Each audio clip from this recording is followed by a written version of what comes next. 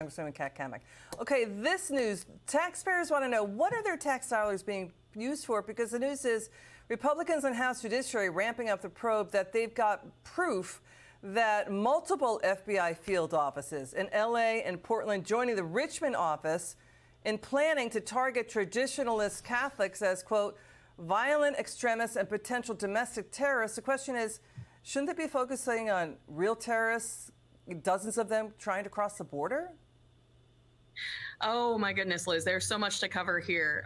Great to be with you first and foremost. But yes, we have Director Wray lying to Congress, saying that there had only been one directive and one field office, that it was rogue, that it was a one-off situation.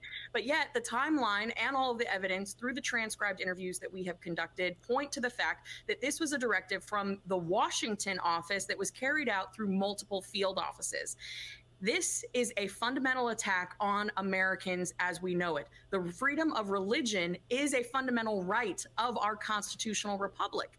And when you have Catholics being targeted by the FBI as potential extremists, which, by the way, it was not the pro-lifers that were firebombing pregnancy crisis centers or going after the churches, it was those on the pro-abortion side after the Roe v. Wade ruling that were targeting those individuals and those organizations. Wait, you're saying they were targeting, you're saying the pro-abortion crowd was targeting the pro-life crowd with firebombings. Is that what you're saying? Oh, absolutely. Okay. Yeah, I mean, and we saw that, but yet you're saying there were no attacks from pro-life groups, pro-Catholic groups on abortion clinics. Is that what you're saying?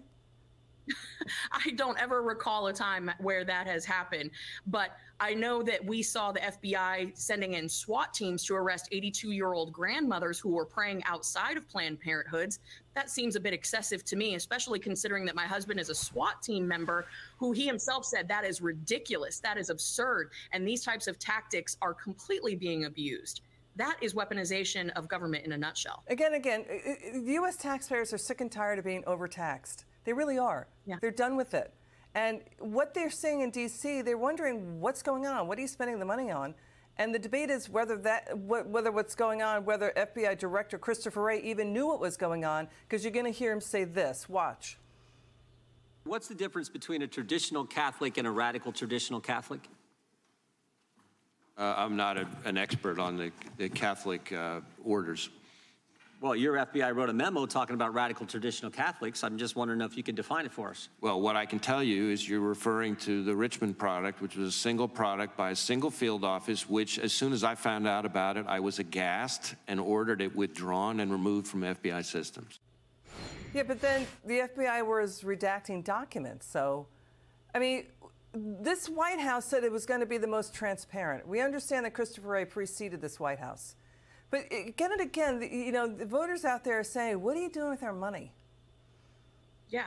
No, Liz, you're 100% right. When you talk to any American on the street, I don't care if they're Republican, Democrat, Independent, they are hurting. I spoke with teachers today who were saying that they had, on the first day of school, kids coming to class with no school supplies because their parents can't afford it. We have an open border crisis that is flooding our communities with drugs and people who are putting a strain on the social services. Businesses can't find help if they try. And yet, we have all these handouts, and under Biden's watch, $11 trillion in 2.5 years has gone out the door. It's Let's our stay money. on this for a second. You brought up something about the border. We've got the Massachusetts governor, Democrat Maura Healey. We've got the New York City mayor, Eric Adams, saying, please, you got to help us with the migrants flooding into our cities. The projection is New York City is going to spend $12 billion, that's triple what the initial estimate was, over the next 3 years dealing with the migrant crisis. So again and again, voters out there are saying, you voted these guys in. You voted them in, they touted and were saying we're sanctuary cities and states, and now they're saying, wait a second, we can't handle the flood. And you know who pays for it? You know who pays for it? It's the U.S. taxpayer, and it's not fair. Final word. Listen, Liz, you've heard me say it before. I'll say it again. You play stupid games, you win stupid prizes. And in this case, the voters of those cities and those blue states, they got exactly what they voted for. Sanctuary cities and open borders on their dime. And now they're reaping the consequences of that. I think it's time that people wake up and realize the importance of 24. It's wild now that Democrats, even the media, is turning on Biden over this. Okay, Congresswoman Cammack, thanks for joining.